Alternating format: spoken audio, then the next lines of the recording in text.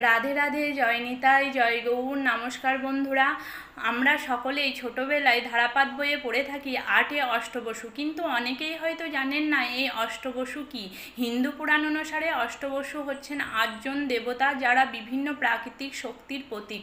যেমন ধর অর্থাৎ পৃথিবী স্থিতিশীলতার প্রতীক, অনল অর্থাৎ অগ্নি শুদ্ধি ও শক্তির প্রতীক, অনিল বায়ু প্রাণ বায়ুর প্রতীক, অপ জল অর্থাৎ জীবনদায়ী জল শক্তির প্রতীক, প্রত্যুষ সূর্য আলোর প্রতীক, প্রভাস দ্যুতি মহাজাগতিক শক্তির প্রতীক, সোম চন্দ্র অমৃতের প্রতীক, ধ্রুব তারা নক্ষত্র জগতের প্রতীক।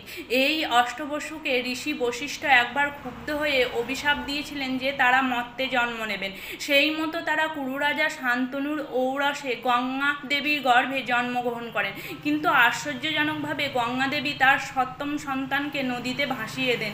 অষ্টম অর্থাৎ ধ্রুব ও ভীষ্মকে ভাসিয়ে দেওয়ার সময় রাজা শান্তনু তাকে বাধা দেন। এইভাবেই ভীষ্মের জীবন রক্ষা পায়। আপনারা কমেন্টে জানাবেন কারা কারা এই গল্পটি জানতেন। রাধে রাধে।